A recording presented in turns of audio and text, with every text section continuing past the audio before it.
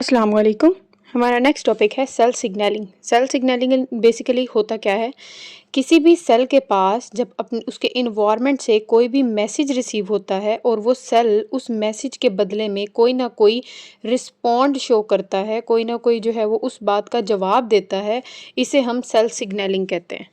ठीक है। Cell signalling is the ability of cells, cells की एक ऐसी खसूसियत, एक ऐसी ability to respond to stimuli.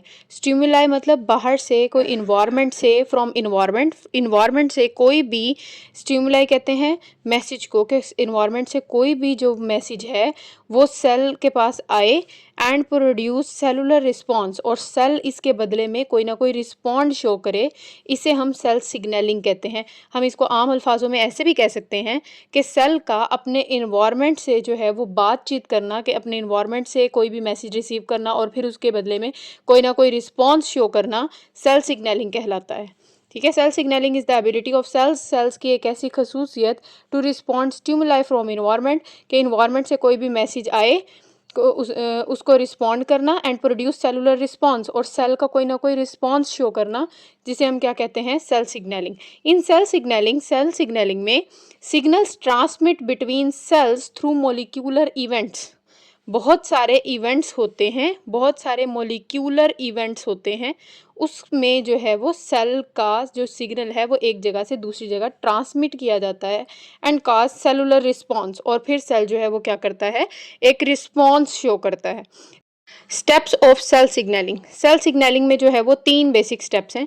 पहला स्टेप है सिग्नल रिसेप्शन, के जो सिग्नल आएगा उसको सेल जो है वो कबूल करेगा, और फिर उस सिग्नल पे वर्किंग होती है जिसे हम सिग्नल ट्रांसडक्शन कहते हैं, और फिर उस सिग्नल के बदले में सेल कोई ना कोई रिस्पॉन्स शो करता है जिसे हम सेलुलर रिस्पॉन्स कह देते हैं। ठीक है। हमारे पास एक सेल दिखाया हुआ है, ये सेल की जो है वो सेल मेम्ब्रेन है, ये हिस्सा जो है ये साइटोप्लाज्म का हिस्सा शो करवाया हुआ है, दरमियान वाला। ठीक है। फर्स्ट जो है, हमें सेल मेम्ब्रेन का अगर स्ट्रक्चर याद हो तो सेल मेम्ब्रेन का स्ट्रक्चर कुछ ऐसे होता है कि यहाँ पर जो है वो लिपिड की बायलेयर मौजूद थी, उसके अलावा दरमियान में कुछ प्रोटीन्स मौजूद होती हैं, और ये प्रोटीन्स, इनमें कुछ ऐसी प्रोटीन्स भी होती हैं जो कि रिसेप्टर के तौर पे काम कर रही होती हैं। ठीक है। तो माहौल से कोई भी सिग्नल मॉलिक्यूल, जिसे हम लाइगेंड भी कह सकते हैं, कोई भी ऐसा मॉलिक्यूल जो है वो सेल के पास आता है, और वो जो है सिग्नल मॉलिक्यूल अगर तो वो लिपिड इन नेचर है, मतलब लिपिड से उसका ताल्लुक है, लिपिड इन नेचर वो है, तो वो लिपिड से ऐसे ही क्रॉस होके सेल के अंदर आ जाता है। ठीक है। लेकिन अगर वो जो है वो लिपिड की नेचर से मैच नहीं करता, तो वो प्रोटीन के रिसेप्टर के साथ आकर बाइंड कर जाता है। ठीक है। जो भी सिग्नल होगा वो फिर रिसेप्टर के साथ आकर क्या कर जाता है, बाइंड कर देता है, और इस प्रोसेस को हम कहते हैं कि ये क्या हुआ है, ये सिग्नल रिसेप्शन हुआ है। ठीक है। सिग्नल रिसेप्शन हो गया। सिग्नल रिसेप्ट जब हो जाता है तो सेल के साइटोप्लाज्म के अंदर बहुत सारे इवेंट्स जो हैं वो शुरू हो जाते हैं, बहुत सारी चेंजिंग्स आना शुरू हो जाती हैं, बहुत सारे यहाँ पर मॉलिक्यूल्स बैठे हुए होते हैं।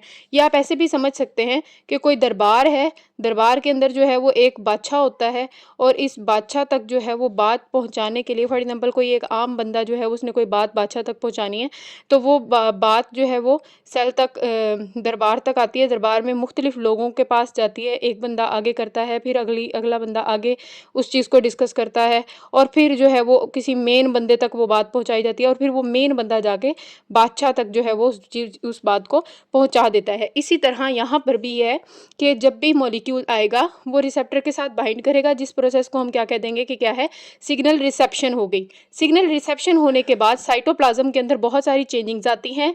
यहाँ पर बहुत सारे मॉलिक्यूल्स होते हैं जिनके स्ट्रक्चर में उस मैसेज को मॉडिफाई किया जाता है, जिसमें जो है वो डिफरेंट मॉलिक्यूल्स तक आगे उस मैसेज को जो है वो आगे पहुंचाया जाता है।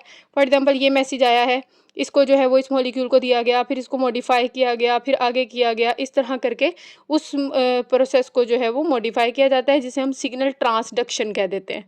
और फिर जो भी आखिर में मेन बंदे तक ये बात पहुंचती है, वो उस बात को अगर तो न्यूक्लियस के अंदर लेके जानी है, अगर वो मैसेज जो है वो न्यूक्लियस तक पहुंचाना होता है तो वो न्यूक्लियस तक पहुंचा दिया जाता है। लेकिन अगर वो मैसेज जो है वो साइटोप्लाज्म में किसी एरिया तक पहुंचाना है तो वो वहां तक पहुंचा दिया जाता है, और फिर सेल जो है वो उस मैसेज के बदले में कोई ना कोई रिस्पॉन्स शो करता है, जिसे हम सेलुलर रिस्पॉन्स कह देते हैं। इसको समझने के लिए हम एक और एग्जांपल भी ले सकते हैं। मिसाल के तौर पर जब हम खुराक खाते हैं, कोई भी फूड जो है वो हम कंज्यूम कर रहे हैं, वो फूड हमारे स्टमक में जाती है, ठीक है। स्टमक में जाने के बाद जो है वो उस खुराक को जो है वो छोटे छोटे ग्लूकोज में जो है वो तोड़ दिया जाता है, ठीक है। वो जो हमारी खुराक है वो छोटी छोटी से और छोटे मॉलिक्यूल्स में कन्वर्ट हो जाती है, जिसे हम ग्लूकोज कहते हैं, और इस ग्लूकोज को जो है वो हमारे ब्लड में डाल दिया जाता है, ठीक है।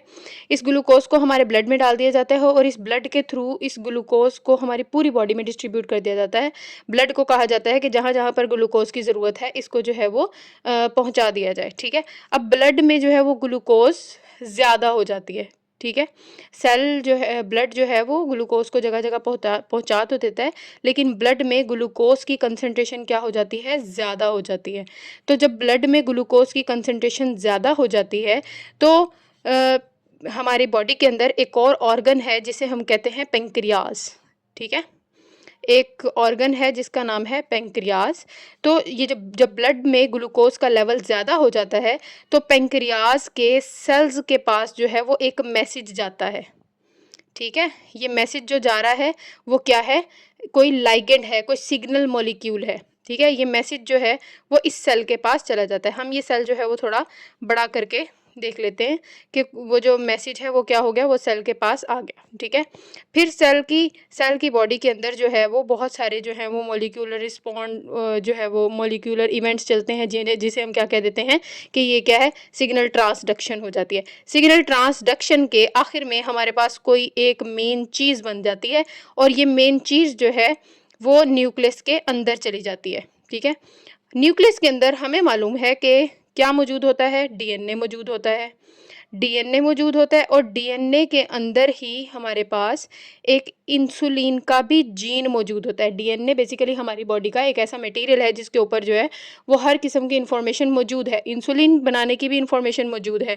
तो इंसुलिन वैसे ही नहीं ये सेल्स बना रहे होंगे, जब ज़रूरत होगी तब ही, मतलब बाहर से जब मैसेज आएगा तो फिर जो है वो यहाँ पर सिग्नल रिसेप्शन हुई, फिर सिग्नल ट्रांसडक्शन हुई। सिग्नल ट्रांसडक्शन होने के बाद ये मॉलिक्यूल जो है वो न्यूक्लियस के अंदर चला गया और इंसुलिन की जीन के साथ जाकर बाइंड कर गया, और इसने न्यूक्लियस से कहा कि बाहर जो है वो ग्लूकोज की अमाउंट ज़्यादा है, हमें इंसुलिन बना के दें ताकि इंसुलिन जो है वो ब्लड में ग्लूकोज के लेवल को मेंटेन कर सके। तो न्यूक्लियस ने क्या किया, न्यूक्लियस ने जो है वो एक रेसिपी बना के दे देता है, न्यूक्लियस जो है वो एक चीज़ बना कर दे देता है जिसे हम क्या कहते हैं, मैसेंजर आरएनए, ठीक है। तो डीएनए से मैसेंजर आरएनए बन जाता है और फिर वो मैसेंजर आरएनए साइटोप्लाज्म में आ जाता है, और साइटोप्लाज्म में आने के बाद उस मैसेंजर आरएनए के थ्रू जो है वो क्या बना ली जाती है, प्रोटीन बना ली जाती है, मतलब इंसुलिन बना ली जाती है, और इस इंसुलिन को ब्लड में शामिल कर दिया जाता है और ब्लड में से ग्लूकोज के लेवल को मेंटेन किया जाता है, ठीक है। तो इस तरह सेल सिग्नलिंग जो है वो आप समझ सकते हैं। तो फर्स्ट हमारे पास स्टेप है सिग्नल रिसेप्शन का, कि सिग्नल जो हमारे पास आ रहा है उसको रिसेप्ट किया जाए, ठीक है।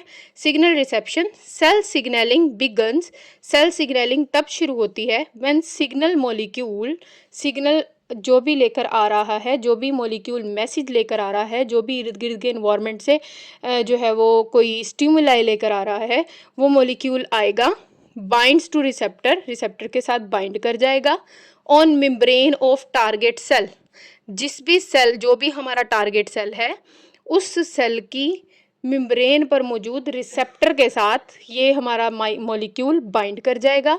These receptors are protein embedded in cell membrane, ये रिसेप्टर्स जो हैं ये प्लाज्मा मेम्ब्रेन यानी सेल मेम्ब्रेन के अंदर मौजूद प्रोटीन्स भी हो सकती हैं। These receptors can also be located inside the cell, ऐसा भी हो सकता है कि ये रिसेप्टर जो है वो सेल के साइटोप्लाज्म के अंदर भी मौजूद हो सकते हैं, ठीक है। Each receptor is specific to particular ligand, हर रिसेप्टर जो है, मतलब ये यहाँ पर फॉर एग्जांपल ये रिसेप्टर अगर एक लगा हुआ है तो इस पे जो मॉलिक्यूल लगना है वो इसकी के लिए स्पेसिफिक है। अगर कोई और यहाँ पर मॉलिक्यूल आता तो वो किसी और प्रोटीन के लिए स्पेसिफिक होता, किसी और कोई और रिसेप्टर लगा हुआ होता, ठीक है। तो हर रिसेप्टर अपने पर्टिकुलर मॉलिक्यूल के लिए स्पेसिफिक होता है। इस प्रोसेस को, जिसमें सिग्नल को रिसीव किया जाता है, इसे हम सिग्नल रिसेप्शन कह देते हैं। ठीक है। उसके बाद हमारे पास नेक्स्ट पॉइंट है सिग्नल ट्रांसडक्शन। हमारे पास कोई भी सेल था, सेल के ऊपर जो है वो रिसेप्टर मौजूद होते हैं। ये रिसेप्टर जो हैं वो प्लाज्मा मेम्ब्रेन में जो प्रोटीन दबी हुई होती हैं, वही जो है वो कुछ रिसेप्टर के तौर पे भी काम कर रही होती हैं, प्रोटीन्स। तो कोई भी मॉलिक्यूल जो है वो इन रिसेप्टर्स के साथ आकर, कोई भी लाइगेंड जो है वो जब अटैच हो जाता है, इस प्रोसेस को सिग्नल रिसेप्शन कह देते हैं। उसके बाद साइटोप्लाज्म के अंदर कन्फर्मेशनल चेंजिंग्स आना शुरू हो जाती हैं, चेंजेस आना शुरू हो जाती हैं, आप ऐसे भी कह सकते हैं। और फिर इसके अंदर सेल साइटोप्लाज्म के अंदर सिग्नल पे सिग्नल जनरेट होना शुरू हो जाता है। एक बात अगले बंदे तक पहुंचाई जाती है, फिर अगले बंदे से अगले बंदे तक पहुंचाई जाती है, इस तरह।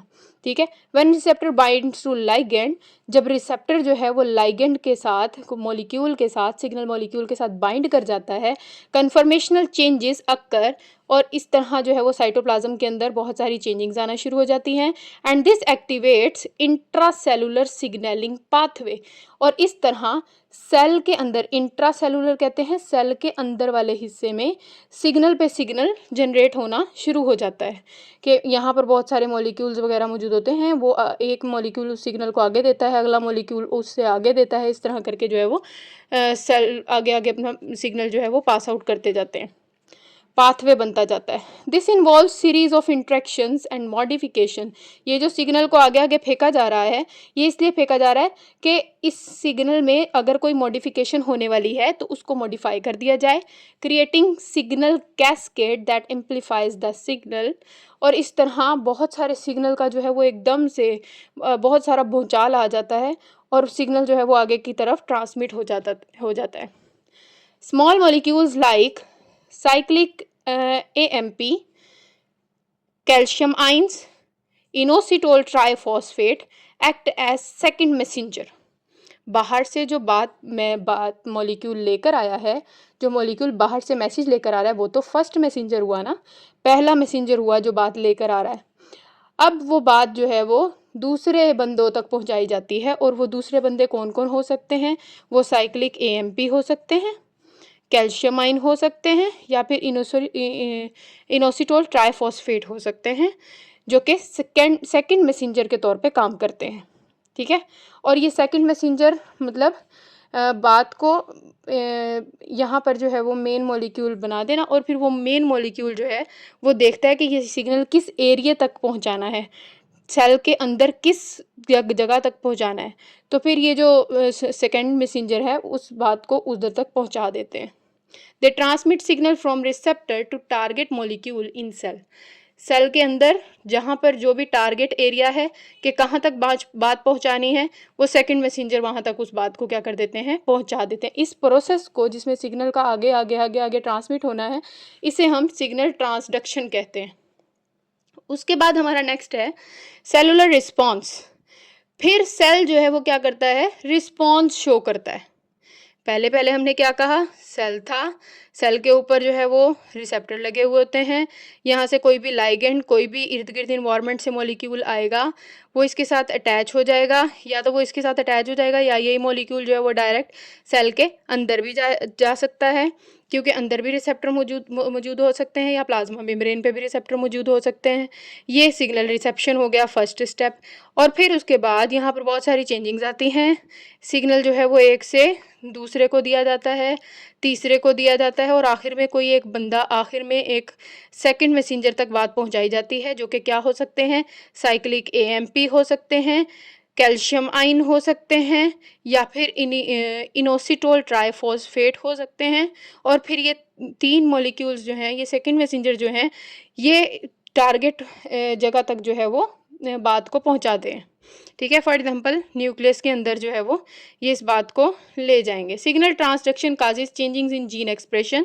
ये सिग्नल ट्रांसडक्शन के आखिर में जो चीज़ बनती है वो फिर न्यूक्लियस के अंदर चली जाती है, और जीन्स के अंदर क्या करवा देती है, चेंजिंग्स करवा देती है। स्पेसिफिक जीन टर्न ऑन और ऑफ। जो भी जीन जो है, जिस तक भी बात पहुंचानी होती है, उसको ऑन या ऑफ कर दिया जाता है। This result in various cellular response, इसकी वजह से बहुत सारे सेलुलर रिस्पॉन्स जो हैं वो आते हैं। सेल बहुत सारे रिस्पॉन्स शो कर देता है।